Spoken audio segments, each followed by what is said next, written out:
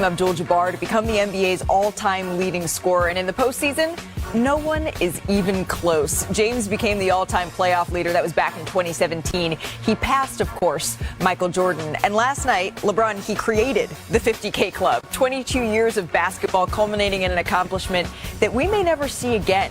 Here's how it all went down. The Lakers hosting the Pelicans. LeBron entered the night with 49,000.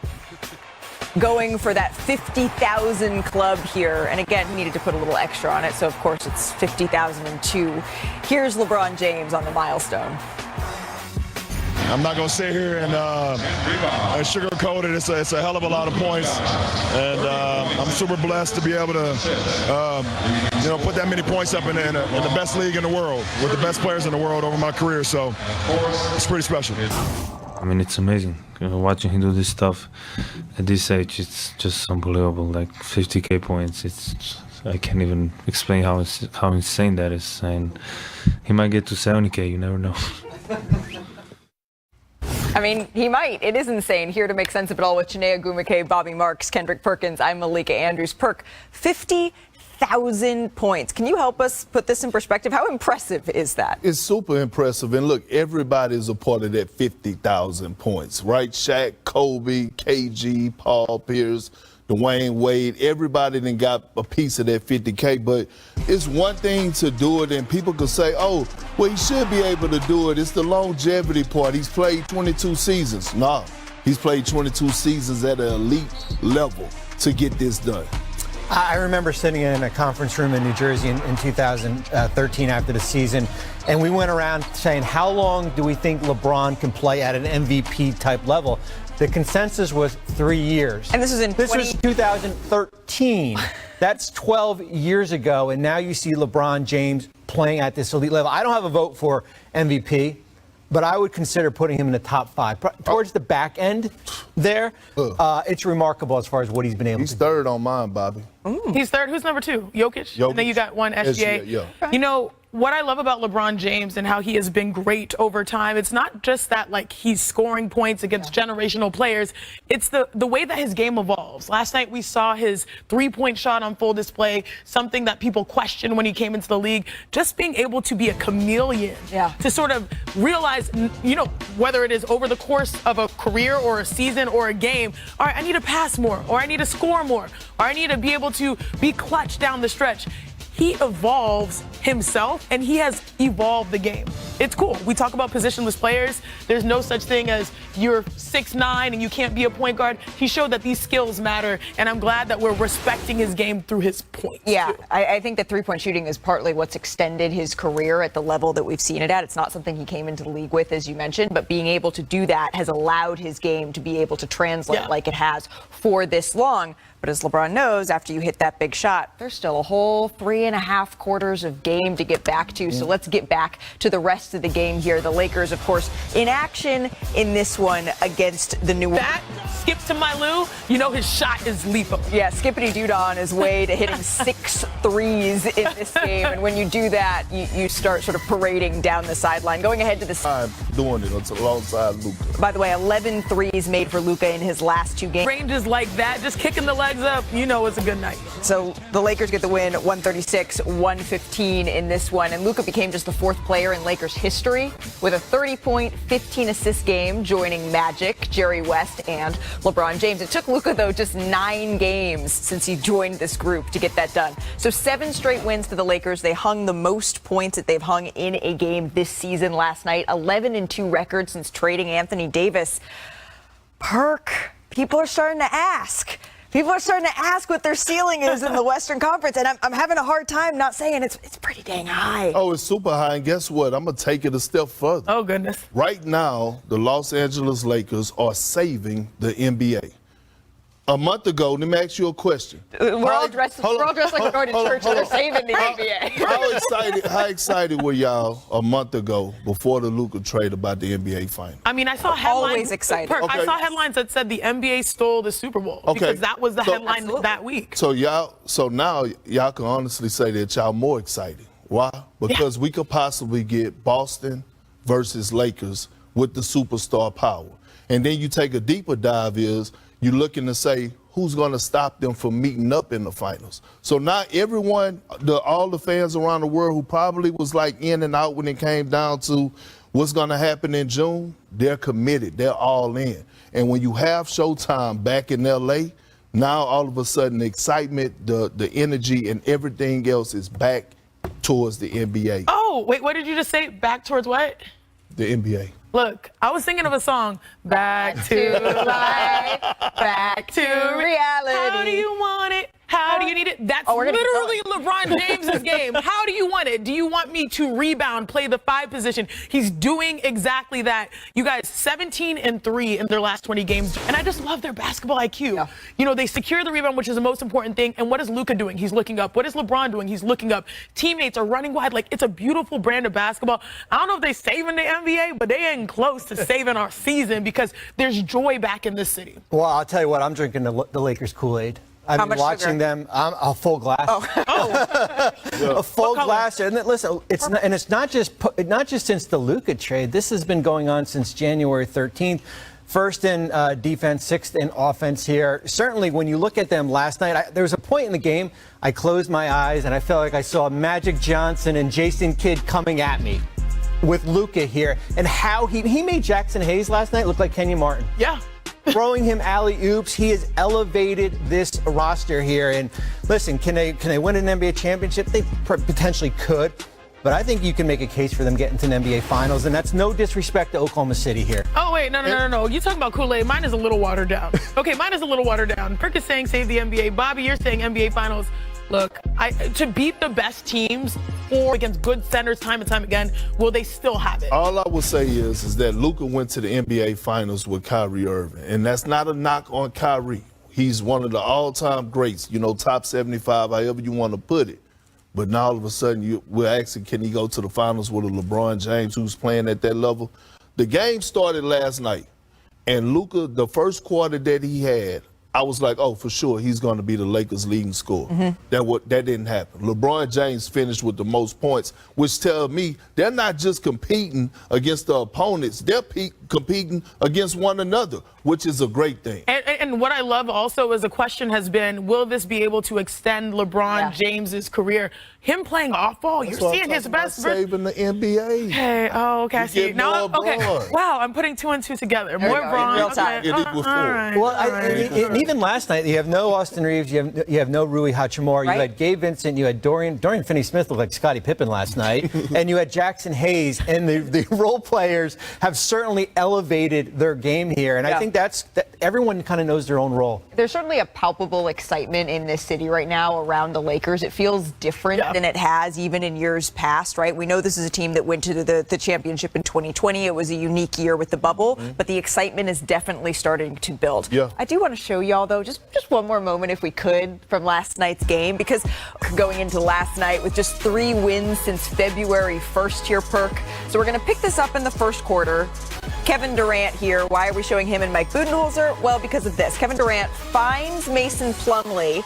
And then after this play, as Durant is headed back to the bench, he's grabbed by Mike Budenholzer, then pulls his arm away, disagreeing about something. We're going to get back to this video a little bit later, but a lot was made of this back and forth. Second quarter now, the Clippers pushing after a made basket.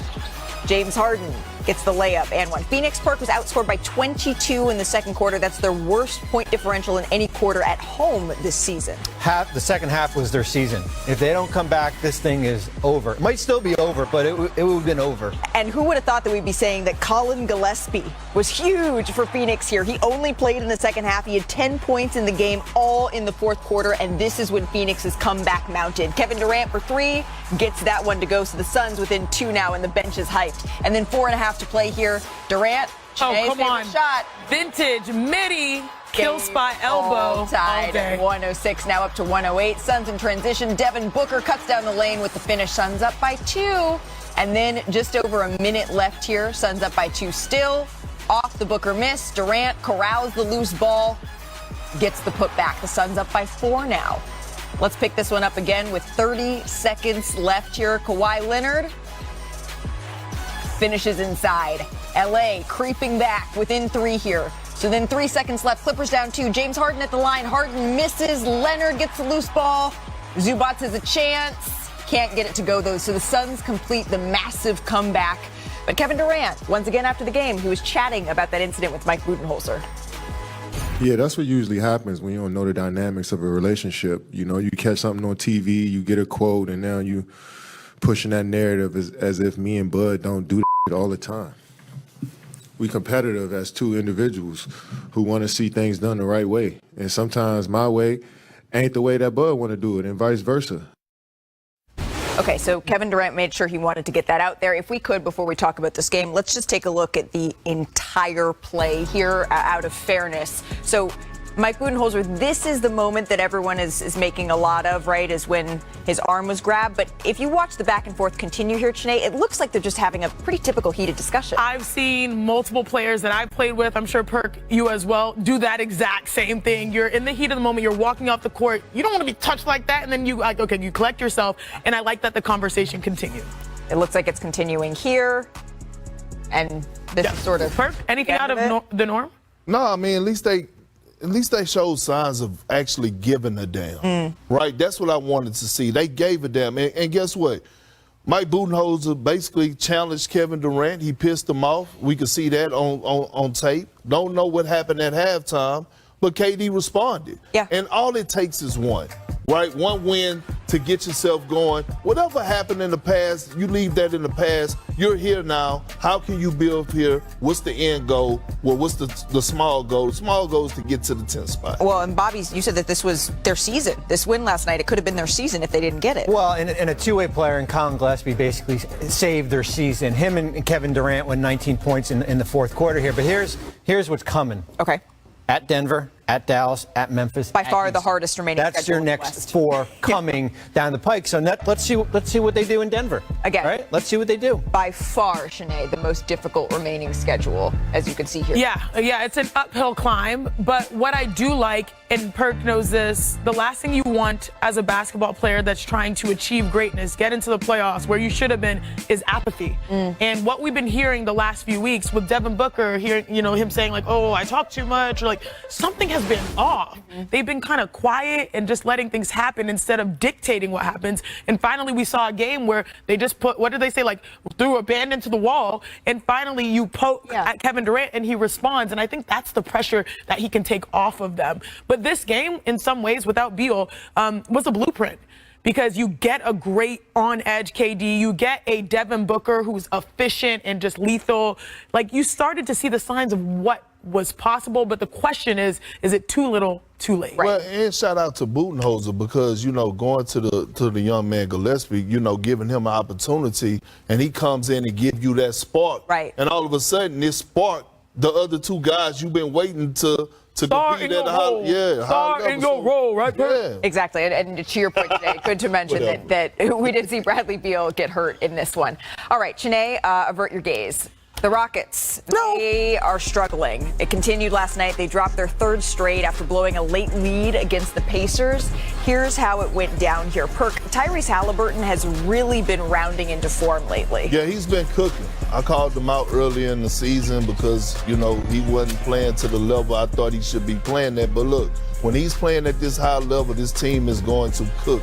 He is the engine. He is the heart and soul of this team. Yeah, 6 assists in the first half for Halliburton.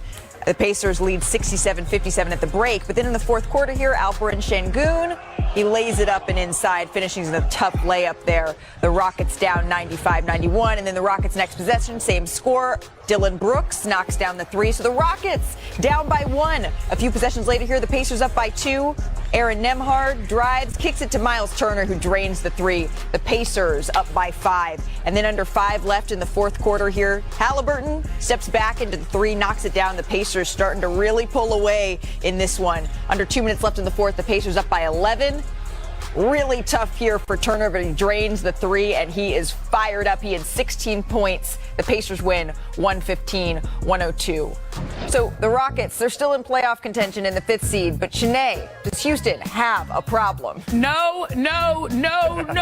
There's no problem in H-Town. I believe, Perk, that the Rockets are ahead of schedule. I do as well. And look, when you think about the Rockets, you got to think about this, right? They have a lot of young guys. And when you start to have success, a lot of the young guys, they want more. And so they start being outside of their body and start doing things that they shouldn't be doing on the squad. This is just a growing process for them. That's it. Alperen Şengün, obviously Jalen Green, he had a stretch going into All-Star where he was making a push. I am not worried. This is still one of the youngest cores in basketball. And the reality is, this is the standard. Just stay at 5. Worst case, 6. Get yourself back in the playoffs because this is the best winning percentage they've had since the bubble run with James Harden and Russell Westbrook. Think about it. Think about it. They have so much young talent. They have Amen Thompson. They have Tari Eason. They have Alperen Şengün, Jalen Green.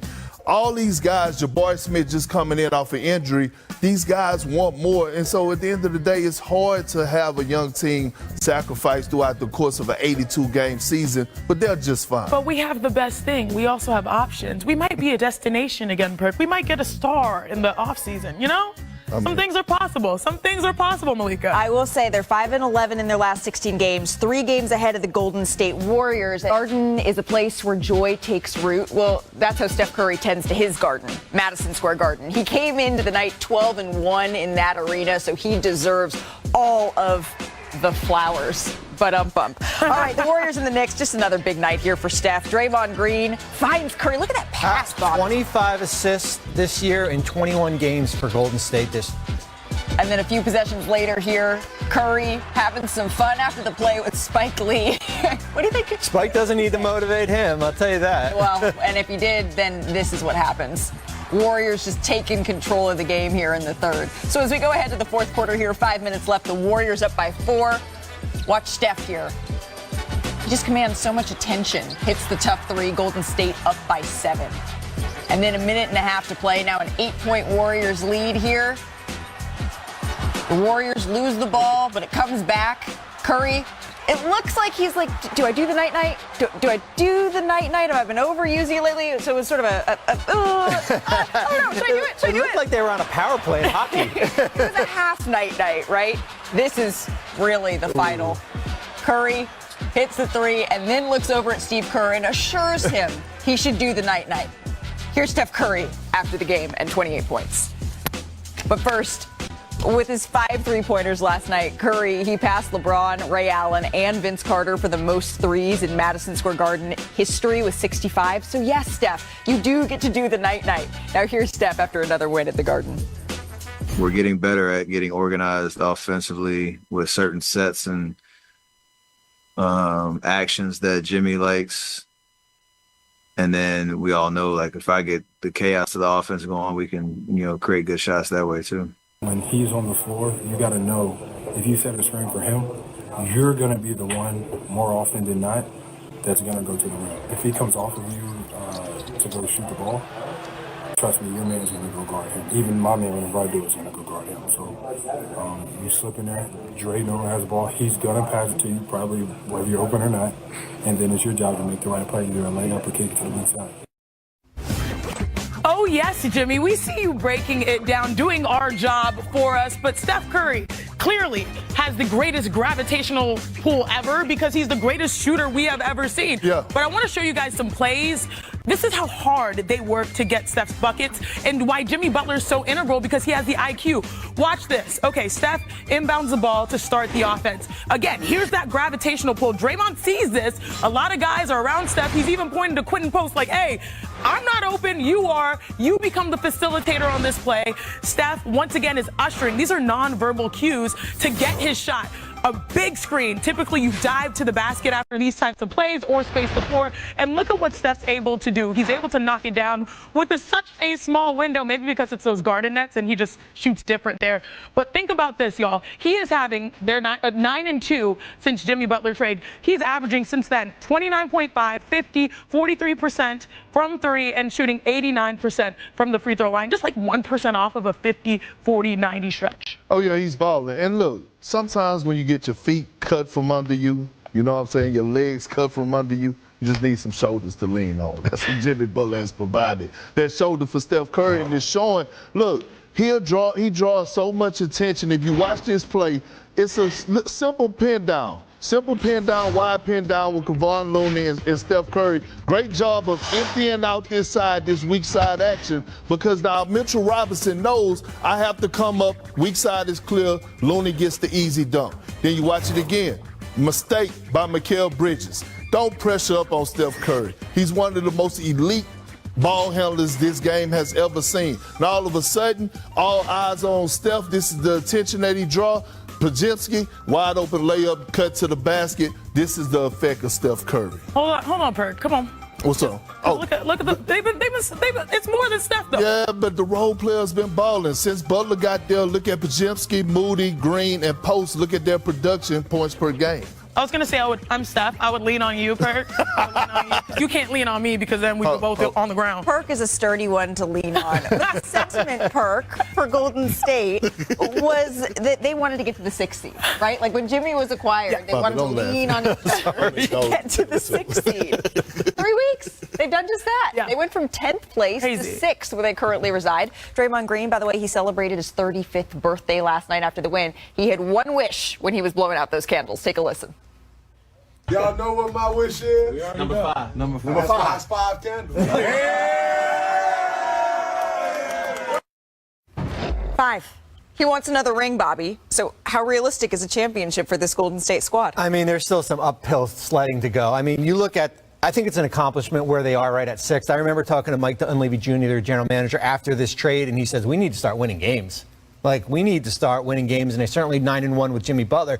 But where you look at where they would have to go through potentially, the Lakers, Denver, OKC, just to get to an NBA Finals, I would never discount Steph Curry on the court here. But I think you have to be encouraged as far as where they are. 3 games behind Houston for number 5 right now. Don't say that, Bobby. Don't say that.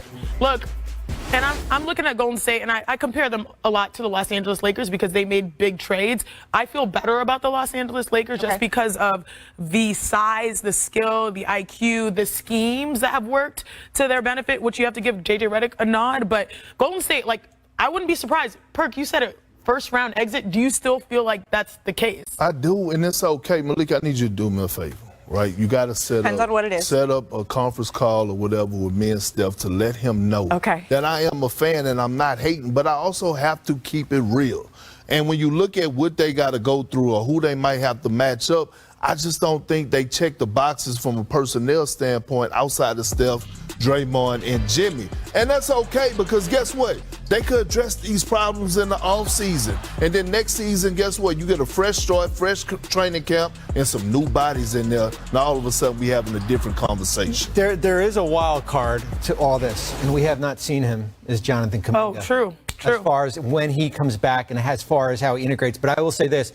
They were dead in the water before this trade. This gives them a little bit more life than what they had. Oh, and I think it's all, we talk about this with LeBron, and I think there's been new life that's been injected with this Jimmy Butler trade for the Golden State Warriors. I think it's matchup dependent. Yes. But Perk, I don't think they're a first-round exit anymore. No, I don't think so either. So, I mean, if they face the Nuggets, you got them? I'm just it's asking. Matchup dependent. It's matchup. I'm just asking. I'm asking Where's Stephen A? It's fluid. Right now it's fluid. And it is matchup dependent. But do you think that they could upset a Oklahoma City Thunder in the first round? Look, I'm sticking to it. I have Oklahoma City going to the NBA Finals. I don't think no one's beating them in a 7-game series in the West. That's just my honest opinion. Now, can the Lakers possibly do it? Yeah, maybe, but I'm still rolling with the Thunder. I'm sticking to my gun. Well, Golden State's trying to form their newest big 3 here with Jimmy, Steph, and Draymond Green. It's time for our big 3 here on NBA Today. The best 3 plays from last night. At number 3, Zion Williamson. He's been balling. Has been balling lately. Absolutely. Throwing it down here. This is what we've been waiting for. Oh my goodness. With the left? Come on now. And the teammates, yes. Okay, Prez. He acts like this. Well, he is left-handed. Well, that is true. But you don't see it that often. They're saying he's at 262 right now. That's what his weight is. Ooh. At number 2, Devin Vassell. Driving. Look at him here, Perk. I think they would say, and one, son. Ooh, through traffic.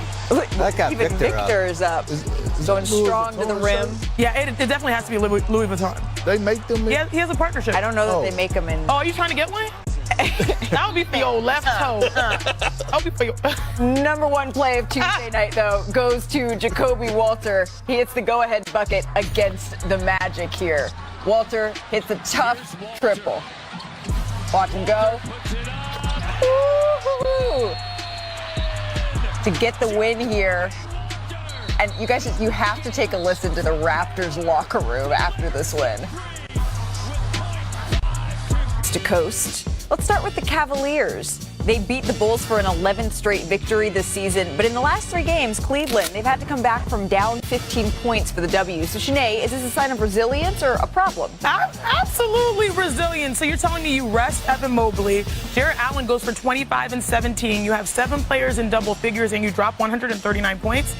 I ain't got no worry. See, I ain't got no worry. This is why I call Shanae my sunshine here. So the Cavs secured their 3rd 11-game win streak of the season. The only other team to win 11 straight this year is the Thunder. That excludes their in-season tournament title game loss. It was in the middle of that streak, so it doesn't count. But you know, Who's counting? Do with that what you want. The Bucks, they won their 3rd straight last night. They defeated the Hawks. Giannis, he led the way with a 26, 12, and 10 triple-double. Perk, how big of a threat are the Bucks in the East? Oh, they're a threat. If you got Giannis and Dame, they're a threat. And again, the moves that they made at the trade deadline, Kyle Kuzma, Kevin Porter Jr. What? The Bucks probably are the most slept-on team for us in the Eastern Conference. Yes. Could be in the NBA. And Giannis this season. You could make a case for that. All right, from Milwaukee, Atlanta to Kyrie Irving's season-ending ACL injury and Monday's loss to the Kings. It was the latest blow here for the Mavericks. Now, despite the injury in an impressive display of resolve, Irving, he actually stayed in the game to knock down 2 free throws before he was helped off of the court. Now, as the Mavs' playoff hopes, they take a huge hit here. Kyrie went on Instagram Live last night to update fans on how he's feeling and what's next. When you fall down 9 times, you get up 10. I don't know any other strategy. It's just when you fall down, you get back up. This is not the end of the story. This is just the beginning of a new chapter.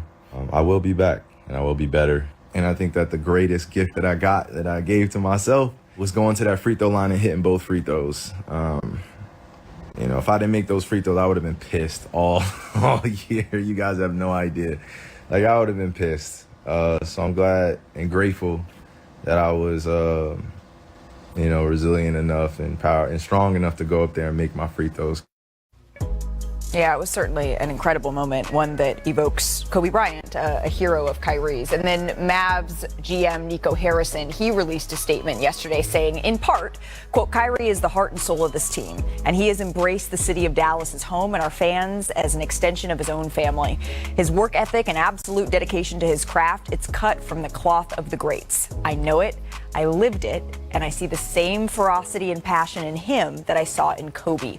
All of my thoughts and that of our staff are with Kyrie and his family, and we're confident that he will come back from this stronger than ever, just like he always has. That's quite a statement there from Nico Harrison, quite a sign of support of someone who he sees as a franchise star. What did you make of this, Bobby? What I made of it is that they're married with this roster. Nico Harrison basically said that although Kyrie Irving's got a $43 million player option, we're committed to signing him long term and that he's going to be part of the future here. Now, the question is, Kyrie's going to be 33 years old. He's coming off a significant knee injury. What type of contract are we looking at here in Dallas here? But they're all in with this roster. They're all in when they made the Anthony Davis trade, and they're going to be all in, certainly even with the Kyrie Irving injury.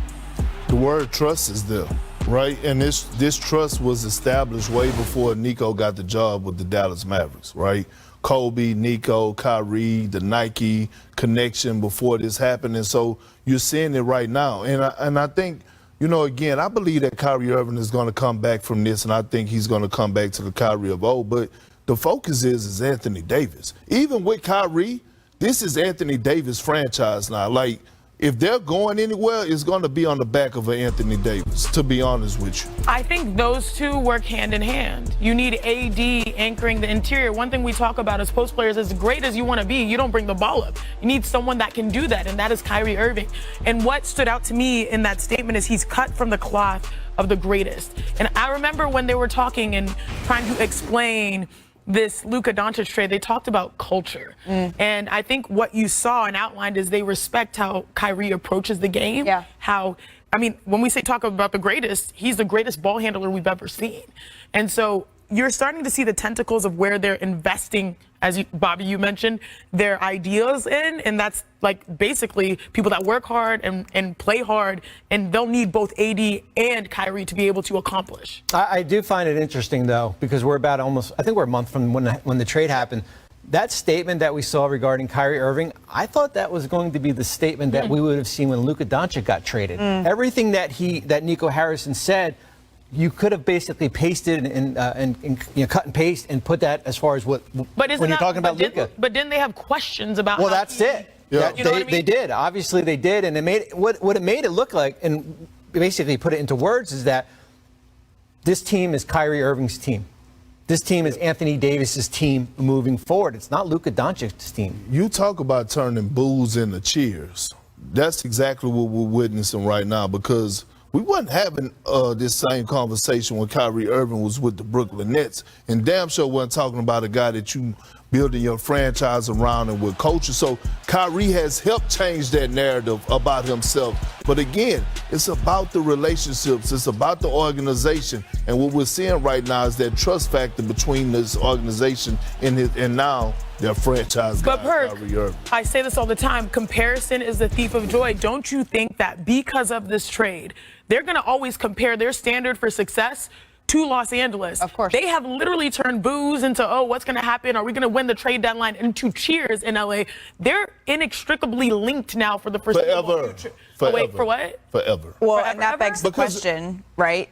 As Shams said on the Pat McAfee show, as Shams said on our show yesterday, do they bring Anthony Davis back this season, Bobby? Well, listen, even if they did bring Anthony Davis, I still don't think they would get out of the play-in. So is it worth you're gonna no, it's not worth it. Okay. I think he should be shut down here, and I think you should be jockeying for lottery balls as far as to get a draft. It's similar to what happened with 2 years ago when I got Derek Lively. Yeah, I covered Kyrie Irving with the Brooklyn Nets. I don't even think redemption is the right word to use, because some of the things that happened were self-inflicted, but genuine growth. There is no player that I enjoy maybe watching more than Kyrie Irving, and he's the ultimate player's player. We certainly hope that he has a speedy recovery and that we get to see him back on the floor.